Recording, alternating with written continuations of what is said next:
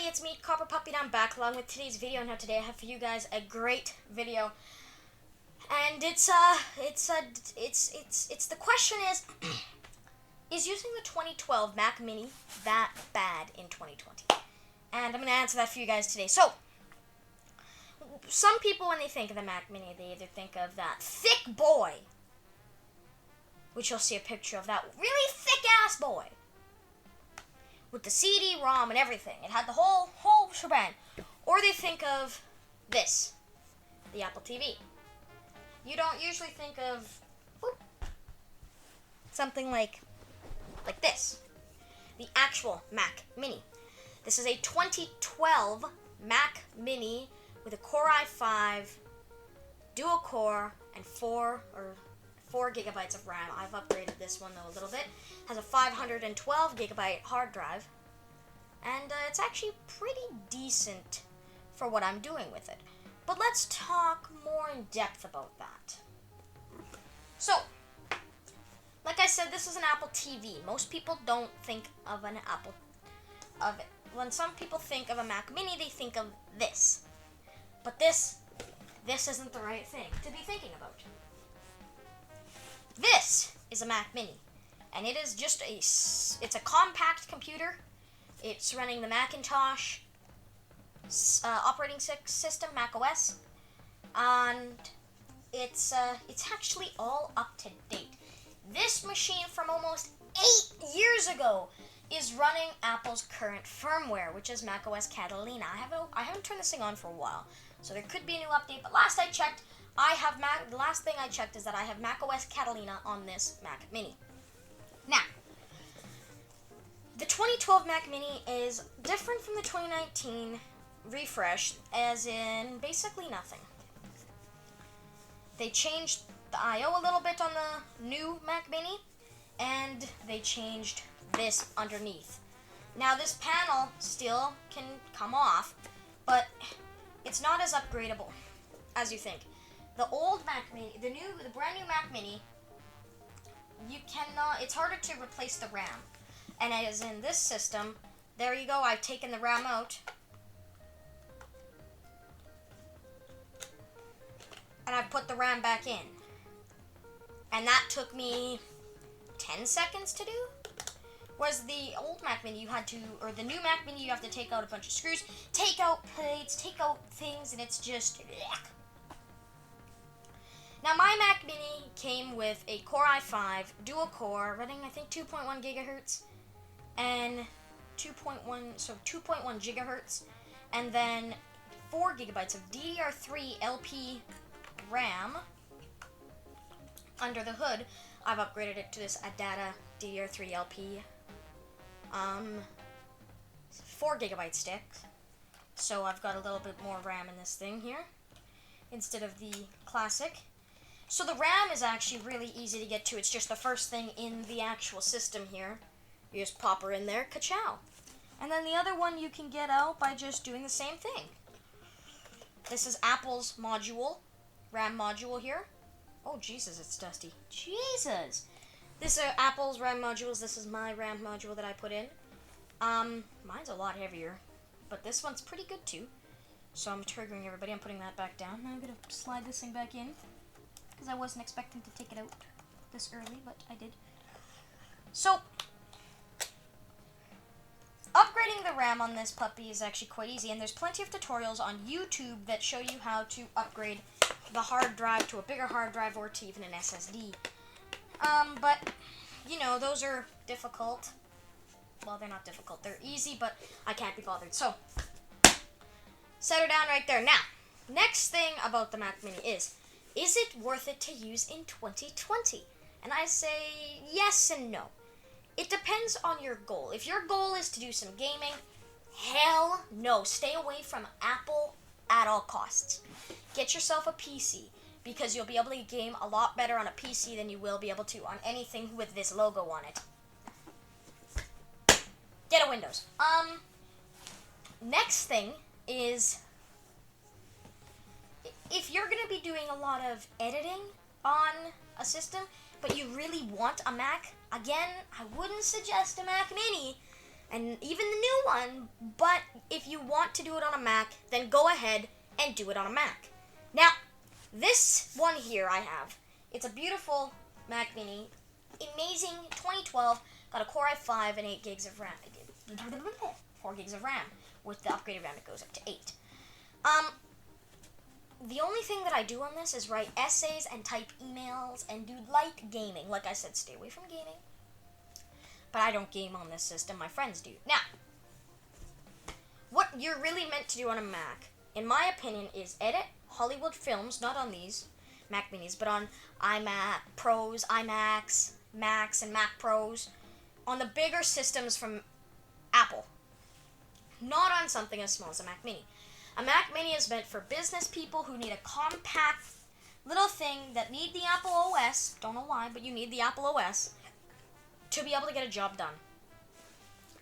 And whether that's sending emails or working spreadsheets, that's what these are really made for. They're not made for gaming, and they sure as hell aren't made for anything else except for writing emails, doing essays, and doing maybe light editing. Which I've done on this, and I can tell you it's a trip. I'm not a fan, but it can be done. Now, this Mac, it shows its age when you turn it on, but like I said, it runs Catalina, so it's up to date, even 8 years back, which is amazing. Now, next thing that I like about this Mac and why I think it's still really good is because, you know what? Like I said, if you're typing a lot of emails, a lot of essays, and a lot of projects, I like the keyboard. The Mac keyboard. I just love this thing. Like, look at it. It is such a nice keyboard. Like, and the keystrokes are nice and short. Way better than my Razor's keystrokes. These things are nice and quick. Now, one thing I hate is the goddamn Apple Magic Mouse. But, you know, we don't talk about that. It's okay, but again, the Mac is not meant to have right-click functionality, and that's why you have to enable it in settings, or you can, what I like to do is control-click. Oh, hello, you made a loud sound. Control-click. But this thing is really nice if I need to do long bursts of typing or really quick short bursts. Instead of doing, like, what I see most people doing that don't know how to type on a keyboard, I type very quickly. I don't type like this either. I type just home row, and I know where my keys are. I barely even look at the keyboard. I've used this keyboard once for gaming. It gets the job done, but I don't recommend it. I've also used this mouse for gaming, and don't invest in a mouse. Invest in a goddamn mouse, because this is shit for gaming, but it's okay for anything else I need to do. Now, as for the I.O. on this thing, it's not beastly I.O. You have your fan port at the bottom here. You have your power, gigabit Ethernet, FireWire, HDMI, Thunderbolt 3, 4 USB 2.0 ports, an SD card reader, microphone and headphone jacks, 3.5 millimeters, and that's all you get. And they have the power button on the back, which I absolutely hate. So now the verdict. Should you get this?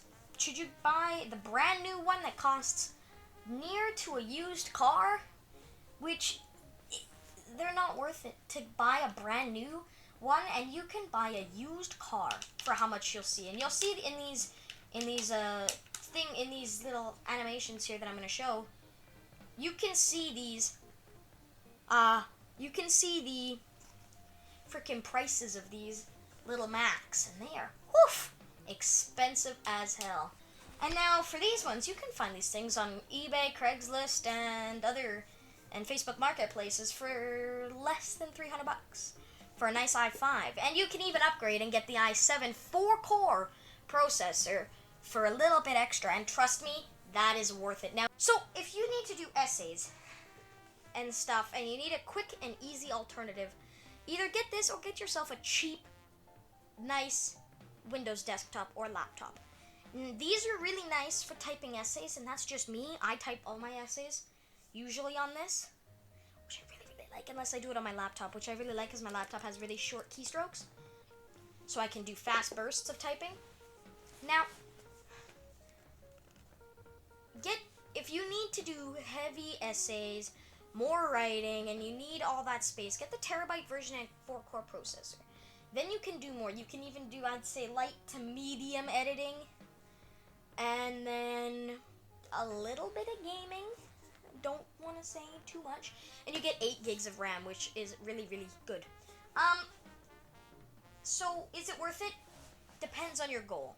And that's what all PC manufacturers are about. What is your task? What's the task you're trying to get done?